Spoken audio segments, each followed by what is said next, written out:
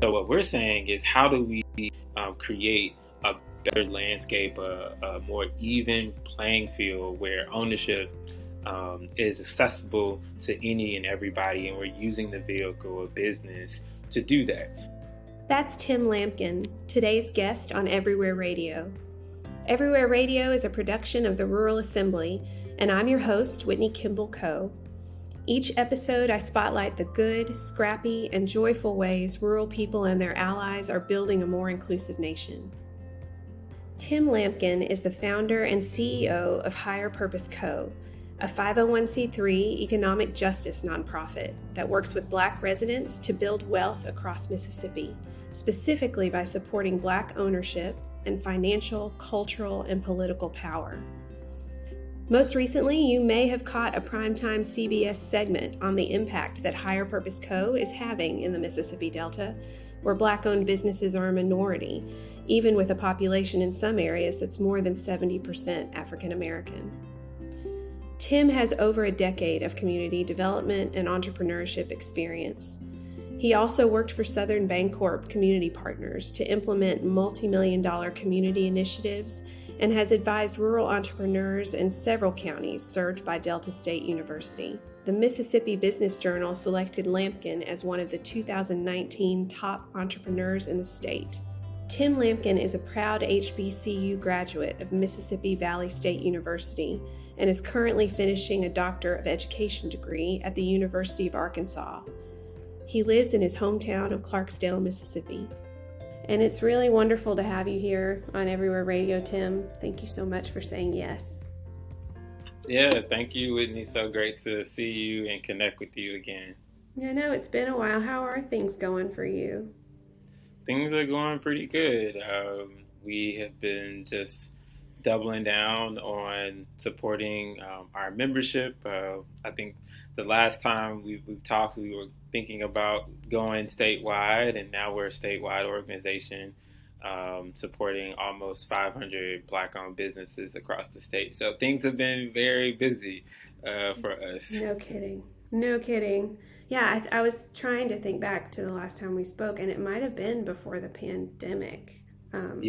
Is my memory, and I wonder how these 2 years. I mean, you've clearly grown, but how have these 2 years of pandemic and also unrest in our country and in many ways changed you or changed Higher Purpose?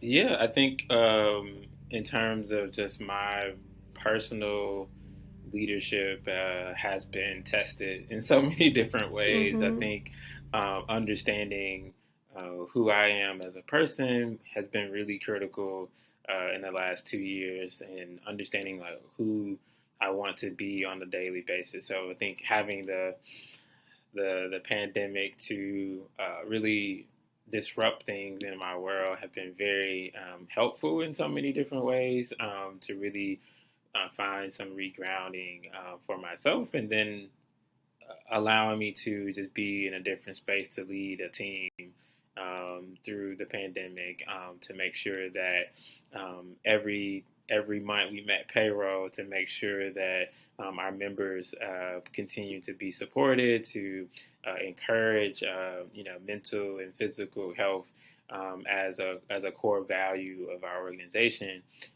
has been rewarding in so many different ways. But it has come with some challenges. It's come with some disappointment, losing friends and family in some of the businesses that we've worked with over the last 2 years.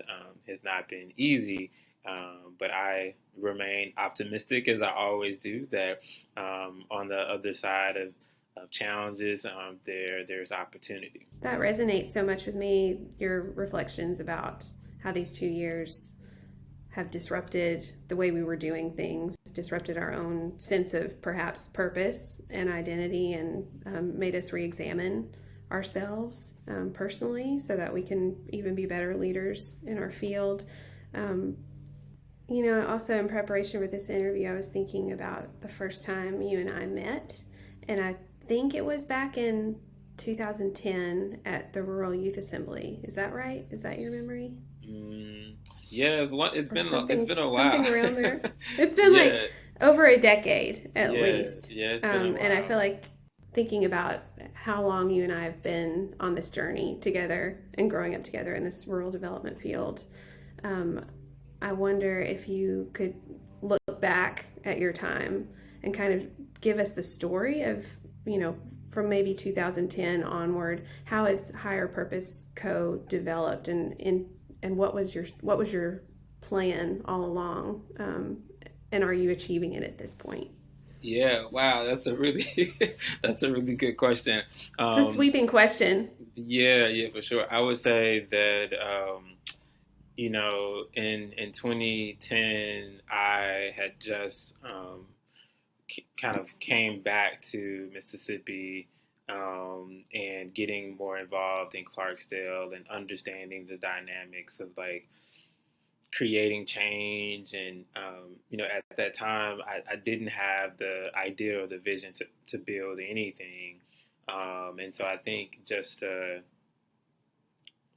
intentional moves into working on various projects and working for various organizations, I started to just get acclimated to this world of like community development. And then when you put that into like a rural context, it created just a more unique experience for me. I would say that, yeah, I had a lot of things to learn that I think only would have happened through just the experience, right? I think no one could have told me some of the things that I know now. I had to live through them. I had to experience those things, and understanding that where we were at the time, and those different rural assembly spaces, that um, there was so much work to do to really unpack some of the misconceptions around rural, and getting into like the rural and the urban divide and all those things that continue to like bubble up in every space that I went into. And so I think what I started to learn is that there's a unique opportunity for me to position Mississippi, to position the work that I'm interested in, and um, really bring it within a organization or entity that could really speak to the depth and breadth of like what I felt at the time and still passionately feel is critical to shifting the local economy, which is supporting, the wealth building aspect of Black residents in Mississippi, but didn't know necessarily at the time how I would achieve standing up an organization, raising money, going to conferences and being the only person to like talk about some of the good things that's happening in Mississippi. So I think in so many ways I became, an ambassador for my community, an ambassador for the state, because a lot of people knew about or heard about or read about all the bad things that are happening, in our state. And there's, there's no perfect state in this country, right? Everybody has their own mixed bag of history. But I felt and witnessed and experienced every time going into certain spaces, people were waiting for me to talk about the deficits, the disparities, and all those things that were feeding into like the more dominant narrative. And so I learned very early on that like I needed to lift up all the spotlights. I needed to lift up all the things that are working, the things that we're experimenting with, Mm-hmm. to shift the narrative. So I really became What were some of those? I don't mean to interrupt, but what were some of the yeah. counterpoints, the narratives that you were trying to Well, there was a counterpoint around build? like, and this is kind of I would say a more contentious or controversial like subject around like poverty. And I remember having a conversation with a few people, and they were just saying like, well, so much poverty, in Mississippi, why I want people to just kind of pull themselves up. From their bootstraps, and like, get out and work and do these things. And I was like, mm, do you think people actually wake up and decide like they want to be poor? Like that is not that's not a decision that people say, I'm going to be poor today. That's like decades and decades of systems and policies that have created the environment that they now live in. But that is, poverty is not a choice. And so I think what frustrated me the most around that was people's lack of understanding of the historical context that got us into this place from the beginning.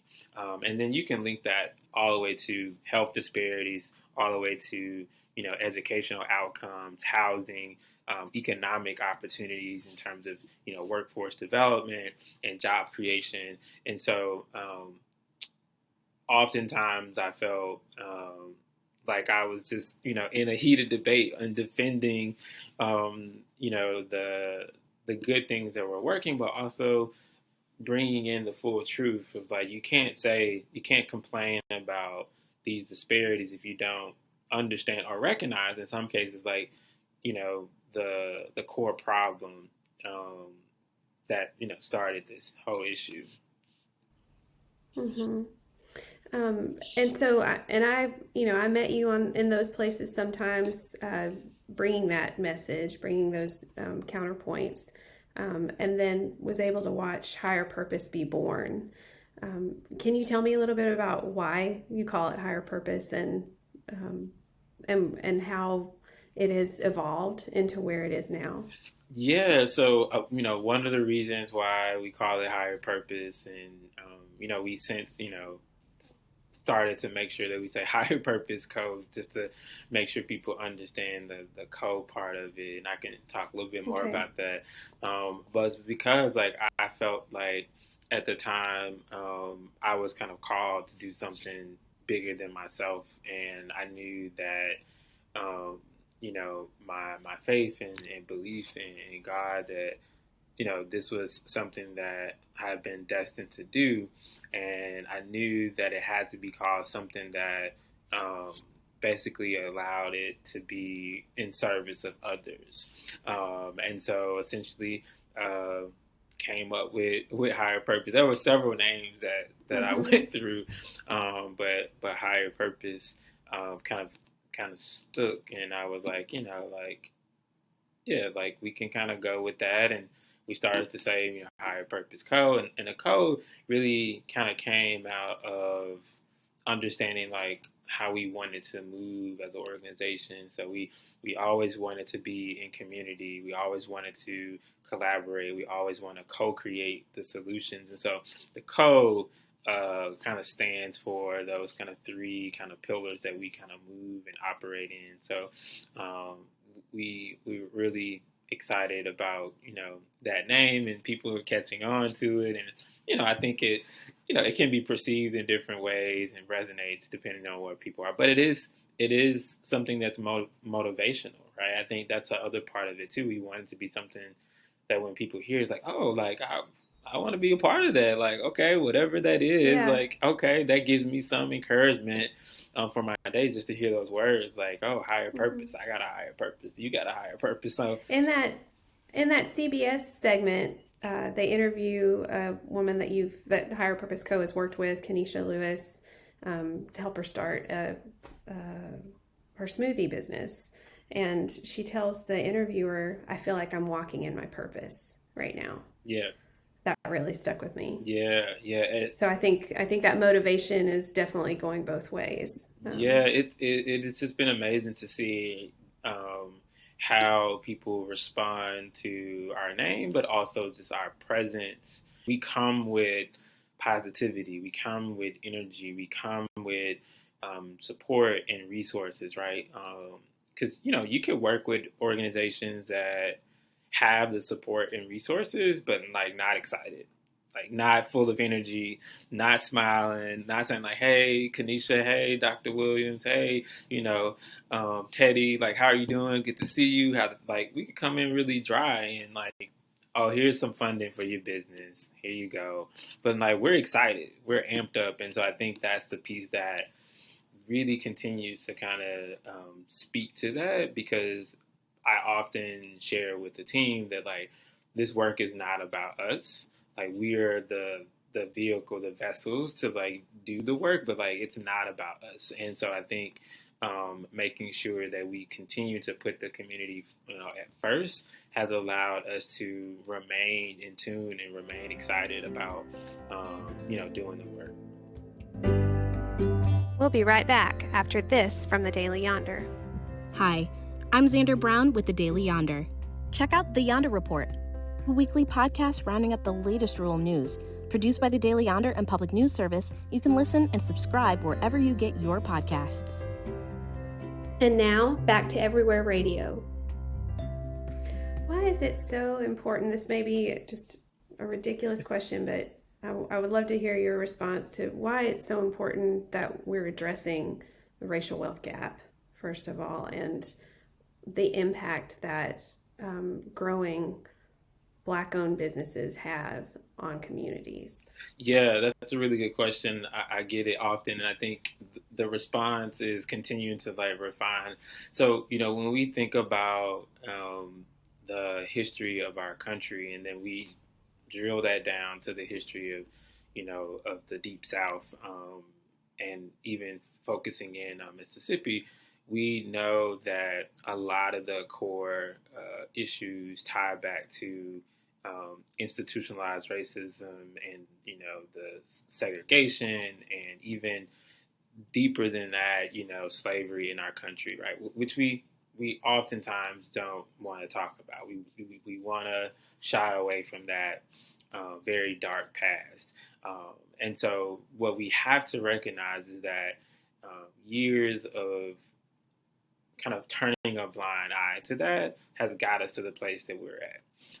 And so what we are adamant about is making sure that we continue to move the needle and change the direction of the racial wealth gap. So it is about supporting Black-owned businesses, and it's more about what the ability to have ownership looks like, right? And so if you think about in the context of someone that is, a Black mother working a job that is very traditional, there's no empathy or understanding or progressive culture that's supporting her as a working mom, right? So that means there's a potential gap or opportunity for some support for her children in that regard. So that's less time with the kids, that's less opportunity because of the financial situation. We're looking at, minimum wage here in the state, and other states that are still not high enough to really provide the basics, needs, and services that a family needs to have a quality of life. What business ownership does, it shifts the power and the control of my life, right? I have the ability to open up this business when I'm able to open it up. I have the ability to take a vacation.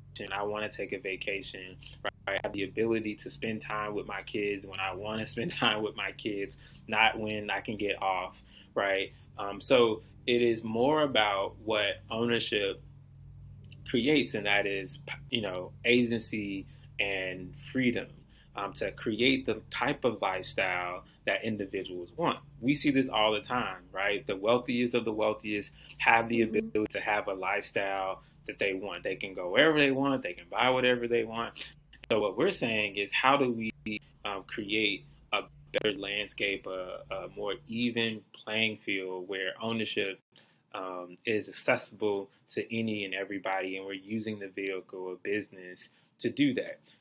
So what we don't do is subscribe to the understanding that one Black millionaire or one Black billionaire is going to shift the racial wealth gap in our country or our state. What we do subscribe to is that moving as a community, moving as a membership, and there are multiple people creating wealth opportunities for themselves and their families and their communities, that then starts to, create a more collective understanding and rising together. And so we don't subscribe to the understanding that capitalism is the way to go. Well, we do understand the vehicle business ownership, and that's done in a different way, that it then starts to help everybody involved with that business, particularly if it's a business that's providing a basic need, such as fresh food or healthcare services or transportations in communities.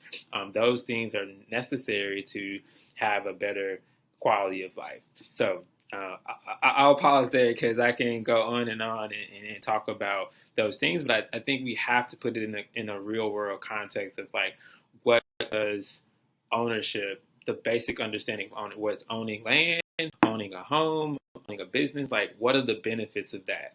And how do we make sure that people, no matter where they're from, what they look like, that they have access to that, and how we make that equitable for everybody in the country?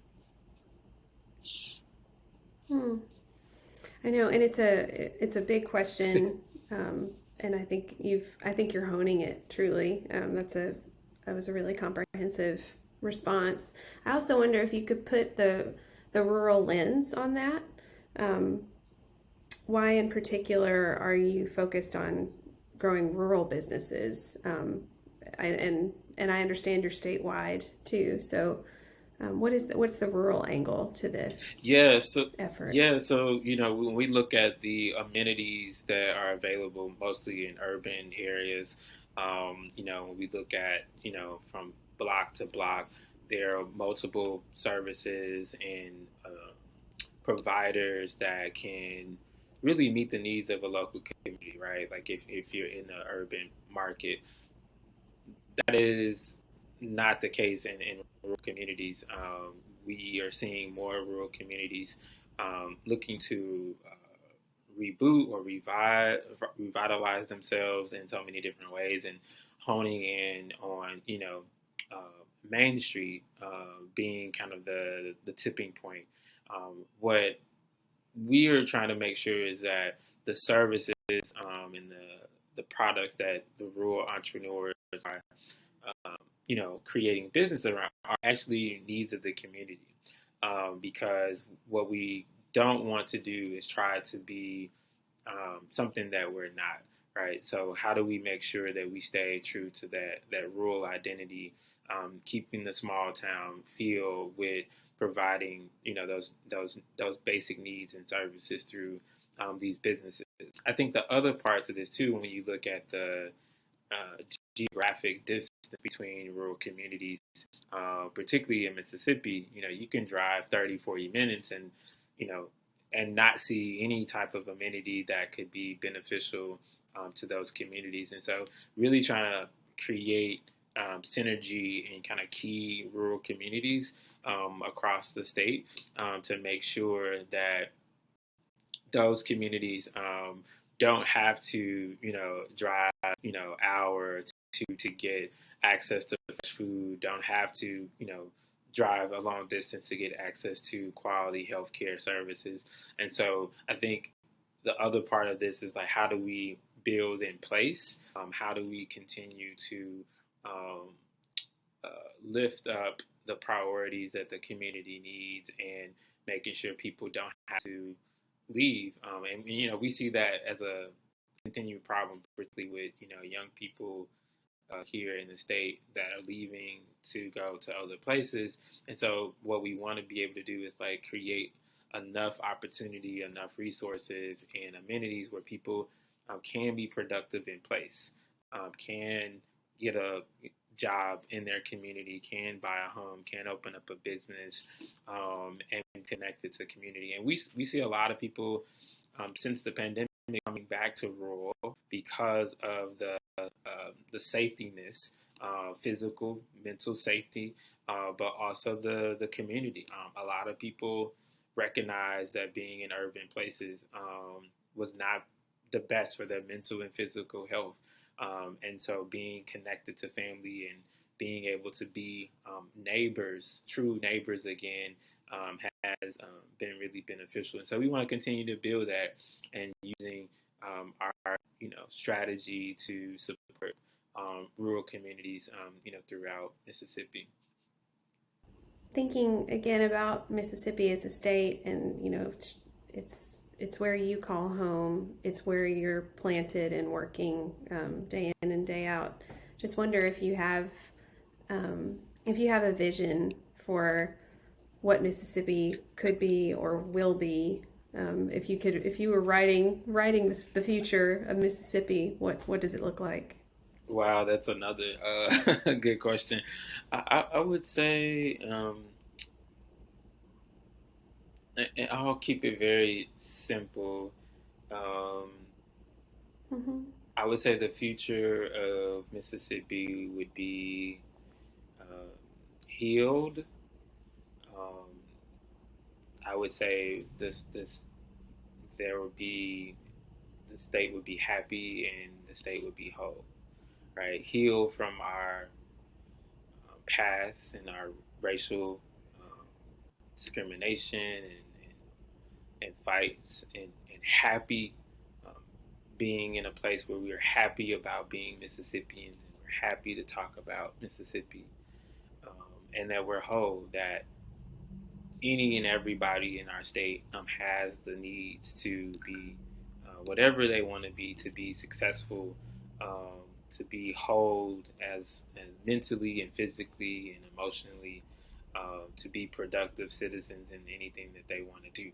Um, so that's how I see the future, and I think it's attainable. I think it is possible, and we're doing our part, and I think it will take other organizations and entities alike to work together to be healed and happy and whole as a state. Mm. And what sort of advice would you give to other young people who are wanting to come back home, who do feel this calling? Maybe they have a higher purpose. Where do they start?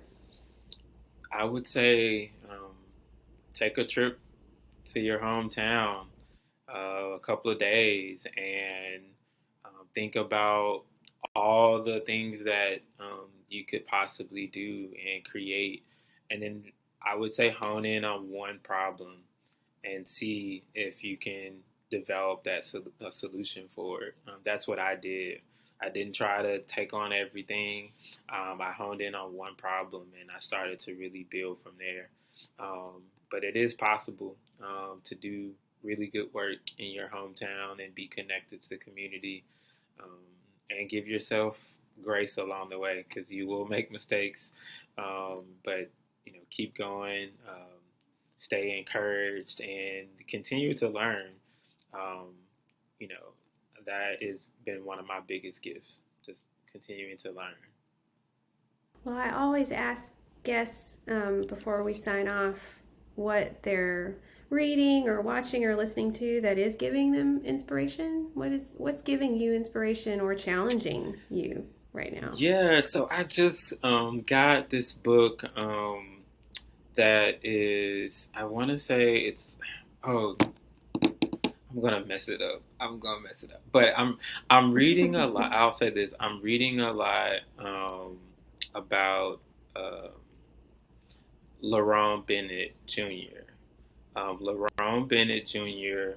Was born in Clarksdale, moved to Jackson, went to Morehouse, and then moved to Chicago and became the editor of Ebony magazine. And he's published so many different papers and books, and so he's been kind of named the historian, this great historian. And so I'm learning and reading more about Lerone Bennett Jr. Thank you for sharing that and dropping his name. It's good to know about. Yeah, thank you. I appreciate it. Good to see you and good to chat always. If you enjoyed Everywhere Radio, we'd love for you to consider subscribing to the General Rural Assembly newsletter. That's where we promote new offerings from the Assembly and we amplify the good work of our many partners across the country. We've also launched a new policy advocacy newsletter that comes to inboxes on Mondays to help you start each week with a quick take on the top issues that we're tracking across the nation. Everything from broadband policy to rural vaccinations. Just head over to ruralassembly.org to sign up.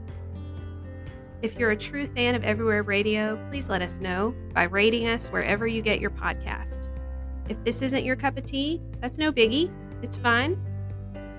And we'd like to thank our media partner, the Daily Yonder. Everywhere Radio is a production of the Rural Assembly. Our senior producer is Joel Cohen, and our associate producers are Xander Brown and Teresa Collins. And we're grateful for the love and support of the whole team at the Center for Rural Strategies. Love you, mean it. You can be anywhere, we'll be everywhere.